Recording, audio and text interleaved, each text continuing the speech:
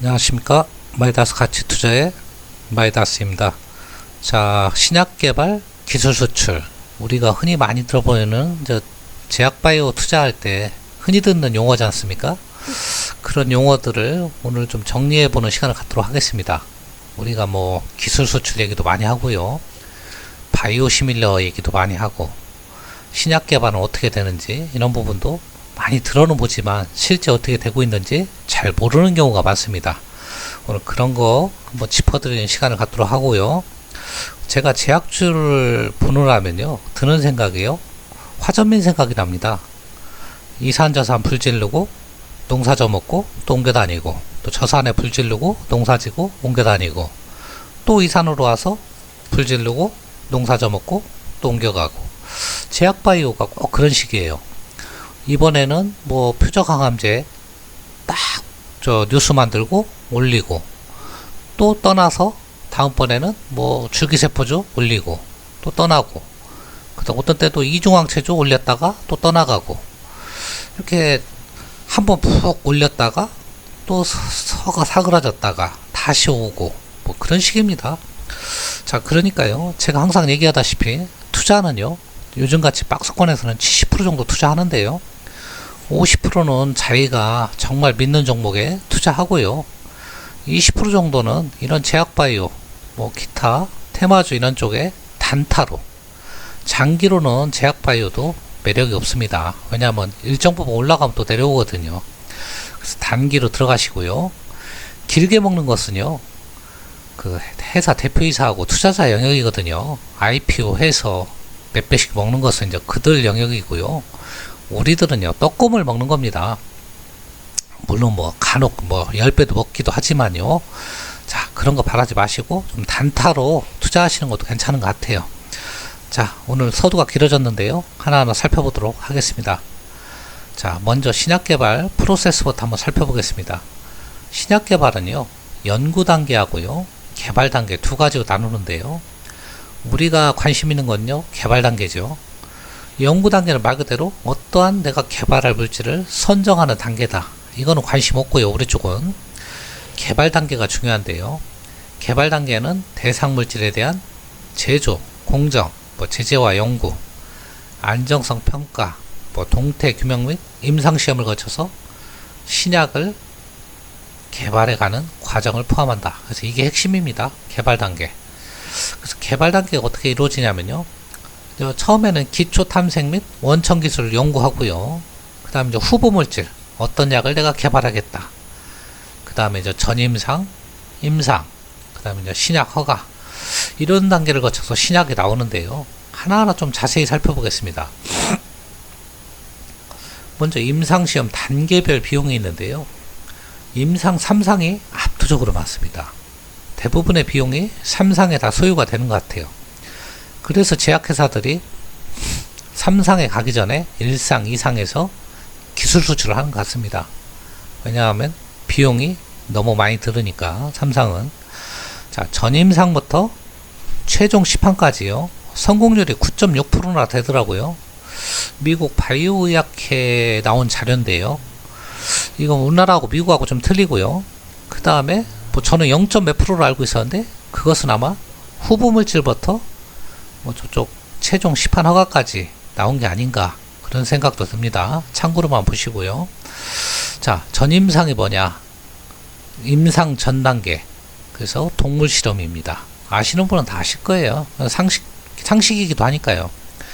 자, 전임상에서는 뭐를 주로 하느냐, 이 약품이라는 것은 사람 생명을 다루는 거기 때문에 안정성이 제일 중요해요. 독성이나 부작용이. 그래서 부작용이나 독성, 효과 등을 알아보는 시험이다. 자, 동물 시험을 성공적으로 끝내면요, 이제 사람한테 하는데요, 그 임상 시험이 첫 번째. 20명에서 한 80명 정도 하는 게 임상 1상이다. 임상 1상은 뭐다? 안정성을 집중적으로 검사하는 것이다. 그래서 건강한 사람 20에서 80명을 대상으로 안전하게 투여할 수 있는 용량은 얼마큼 되는지, 인체 내 흡수 정도는 어느 정도인지 평가를 하는 거다 보시면 됩니다. 자, 임상 1상이 끝나면요, 임상 2상을 하는데요, 2상은 좀 인원이 많습니다. 100명에서 한 200명 정도 되고요. 여기서는 주로 보는 게요. 적응증 탐색과 최적 용량을 결정한다. 안정성이 어느 정도 확인이 되면요. 자, 용량을 어느 정도 해야 최적의 효과를 내느냐, 부작용을 최소화하고 이제 그런 거를 이제 검사하는 게 이상이고요. 인원은 100명에서 200명 정도 하고 있습니다. 자, 그 다음에 임상 3상을 하는데요. 우리가 제일 중요한 게 3상이죠. 비용도 전체 공정의 72%를 차지한다고 그랬습니다. 그래서 이제 3상 들어가기 전에 대부분 자금 조달을 하더라고요. 제약회사들이. 엊그제 신라젠도 3상 시험 때문에 뭐 몇천억인가 자금 조달한다고 이렇게 뉴스 나왔었죠. 그게 비용이 많이 들어서 그렇고요. 그리고 1상, 2상에서 수출이 많이 이루어지는 것도 3상까지 하려면 비용이 많거든요. 그러니까 이제 중간에 적당히 돈 받고 기술 수출을 하는 것 같습니다. 3상은요, 다수의 환자를, 아까 2상은 100명에서 200명인데요. 다수의 환자, 수백에서 수천 명 환자를 대상으로 이제 단기간이고 장기 투여 시의 안정성 등을 검토하고 확고한 증거를 수집하기 위해 실시한다. 자, 유용성, 약물이 얼마나 유용한가 그런 걸 이제 검사하는 거고요. 자, 마지막 단계로 이제 3상이 성공하면요, 판매가 가능합니다. 시판허가가 나오는 겁니다. 자, 이게 끝나면요, 여기서 끝이 아니고요, 임상 4상도 있습니다. 이것은 이미 시판허가가 난 약을 시판 후에 안정성, 임상 1상, 2상, 3상에서 우리가 파악하지 못한 부작용이나 그런 것이 있는 건지를 한 번 더 검사하는 겁니다. 유효성도 검사하고요. 자, 우리가 그래도 제일 중요한 건 임상 3상이다 보시면 되고요. 자, 그 다음에 우리가 이제 바이오 의약품 많이 얘기들을 하는데요. 바이오 시밀러 얘기도 모르는 분은 없을 거예요. 정확하게 알고 계신 분은 또 많지 않을 거라 봅니다. 하나하나 설명을 드리겠습니다. 자, 핵심은요, 사람이나 다른 생물체예요. 꼭 바이오 의약품은 생물체에서 추출한 그 세포나 조직, 호르몬 등을 이용해서 개발된 의약품이다. 그래서 생물의약품이라고도 합니다. 자, 생물 유래물질을 이용하기 때문에 독성이 낮겠죠. 안정성은 높고요. 그래서 난치성 만성질환에서 뛰어난 치료 효과를 가지고 있다. 다만 생물이기 때문에 분자량이 복잡하다. 그렇죠. 살아있는 생물 세포를 가지고 만드는 거니까요. 그래서 제조 과정이 어렵다. 이렇게 보시면 됩니다. 그럼 바이오 의약품의 종류는 뭐가 있을까요? 자, 바이오 신약이 있고요. 바이오 베타가 있고요. 바이오 시밀러가 있어요. 제일 중요하죠. 삼성 바이오로직스, 셀트리온 뭐 이럴 때 많이 들어봤으니까요. 바이오 신약은요, 아까 같은 그 바이오 물질을 이용해서 새로운 약을 만드는 거예요. 쉽잖아요. 그러니까 세포 배양, 유전자 재조합, 유전자 조작 등의 생명공학법. 그러니까 살아있는 걸로 한다고 그랬잖아요. 생물. 그래서 신약을 만드는 것을 뜻한다. 생명공학법으로. 바이오 베타는요, 베타가 써 있잖아요. 더 낫게 한다. 이건 새로운 게 아니고요. 기존의 의약품에 새로운 기술을 더해서 가치만 향상시킨 것이다. 아닌 말로 오리지널 의약품은 따로 있고 그거보다 더 좋게, 더 낫다는 의미에서 이 better 라는 단어를 사용하고요. 바이오 베터는 오리지널 약품의 특허에 영향을 받지 않는다. 뒤에 나오는 바이오 시밀러는 특허가 만료돼야 할 수 있지 않습니까? 이거는 특허 만료 전이라도 만들 수 있다는 거니까요. 사업 리스크가 적고, 또 약효는 이미 오리지널 의약품을 통해서 입증이 되어 있으니까요. 죄송합니다. 자, 바이오 시밀러 제일 중요하죠. 특허가 만료된, 이게 제일 핵심입니다. 특허가 만료된 오리지널 바이오 의약품을 모방해서 만든 의약품을 뜻한다.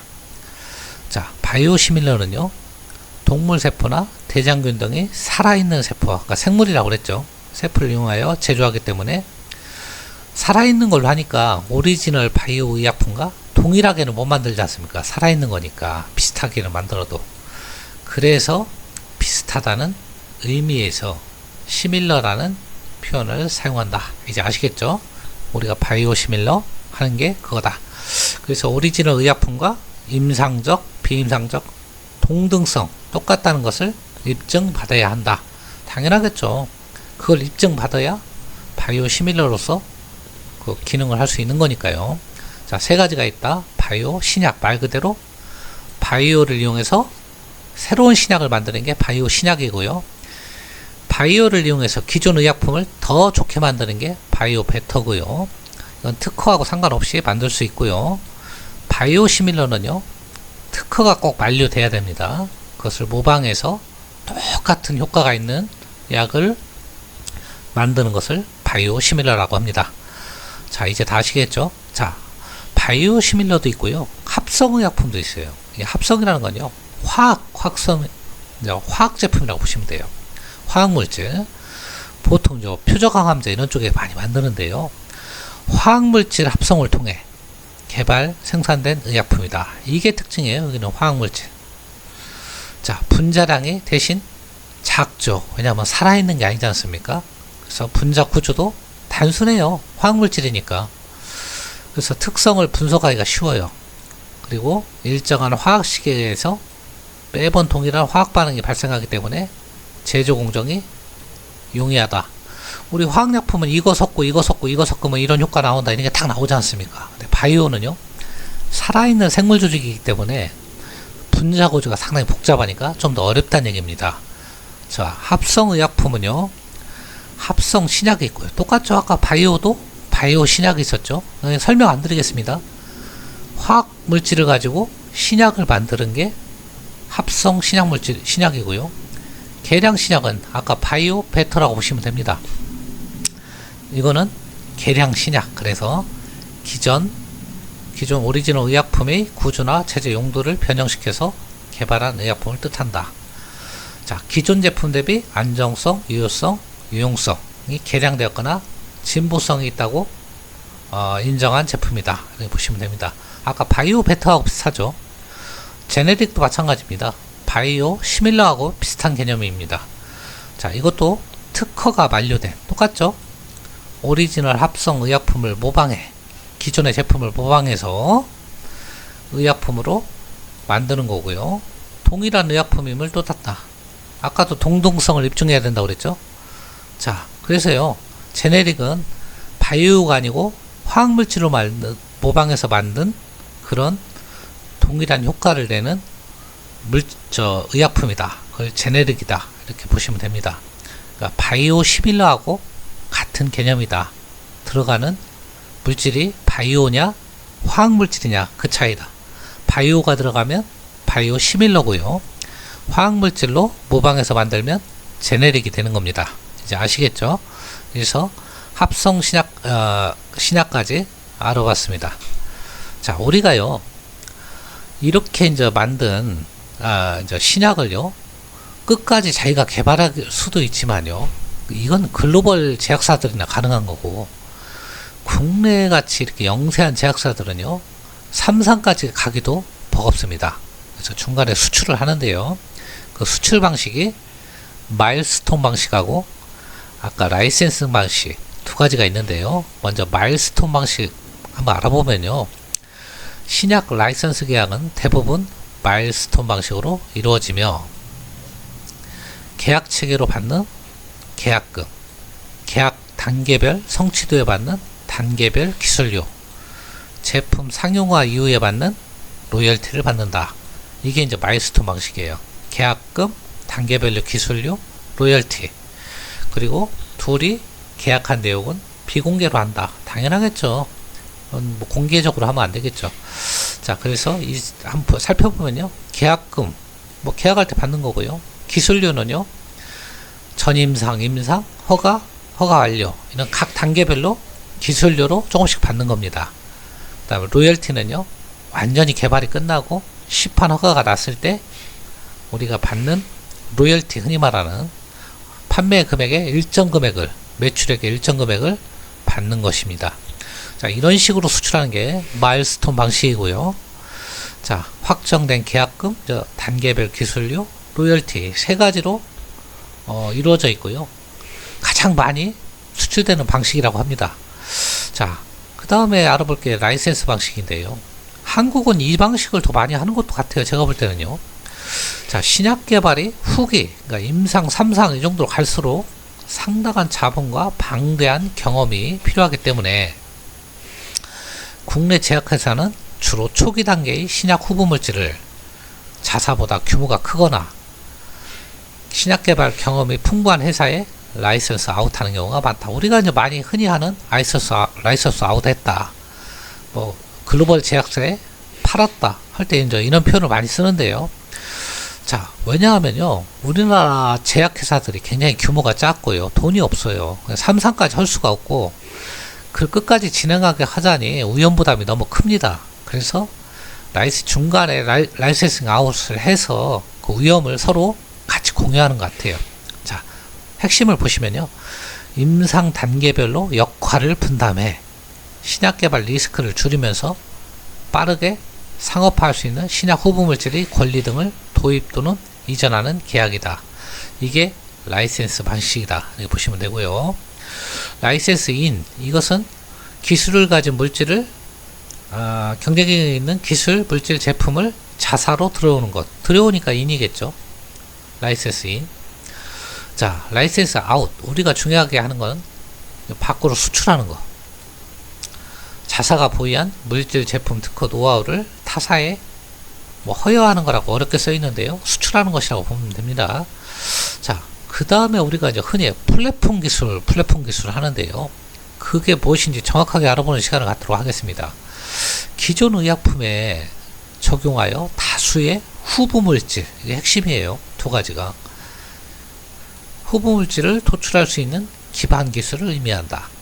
플랫폼 기술은 다양한 질환 분야로 적용할 수 있으며 끊임없는 기술력 진화와 파급 효과를 통해 부가가치를 지닌 수익 모델을 확보할 수 있다. 그러니까 기존 의약품에 어떠한 후보 물질을 첨가해서 여러 가지 후보 물질을 만들어낸다. 그런 의미라고 보시면 됩니다. 그래서요, 대표적인 것이 한미약품의 이중항체 플랫폼인 펜탄바디, 제가 많이 설명을 했죠. 그 다음에 단백질 의약품 반감기를, 이제 반감기가 뭐냐면요, 약효가 떨어지는 거예요. 그것을 늘려 약효를 지속시키고 투약 편의성을 높인 랩스커버리, 주사용 항암제를 경구용 제제, 마시는 거죠, 입으로 먹는 거, 바꿀 수 있는 오라스커버리 등이 대표적인 플랫폼 기술이다. 쉽게 얘기하면요, 뭐 이런 식으로 보시면 돼요. 그림으로 기존에 의약품이 있다. 거기에 내가 어떤 물질을 이렇게 첨가해서 뭐 이중항체 기술을 만들 수도 있고요. 펜탄바디, 아까 또 이런 물질을 첨가해서 아까 주사제를 경구용으로 만들 수도 있고요. 또 기존의 의약품에 또 첨가를 해서 반감기, 아니면 약효가 떨어지는 약, 단백질 의약품은 약효가 떨어진다고 그랬죠. 시간이 지나면 그것을 지속시키는 그런 약품. 이렇게 다양한, 이 한 가지 플랫폼 기술만 있으면 여기서 여러 가지 물질을 만들어낼 수 있다는 얘기입니다. 이 물질은 후보 물질, 신약으로 갈 수 있는 그런 물질을 만들어낼 수 있는 그런 기술을 플랫폼 기술이라고 합니다. 자, 오늘은요, 우리가 제약바이오 투자할 때 흔히 들어는 봤지만 명확하게 내용은 모르고 있었던 내용, 물론 알고 계신 분도 계시겠지만 좀 모르고 계신 분을 위해서 자세히 좀 설명하고, 이것만 알고 투자해도 제약바이오 투자는 그래도 조금 우리가 눈 감고 투자하는 것보다는 낫지 않느냐, 좀 쉽지 않느냐, 그런 생각이 들어서 가지고 나왔습니다.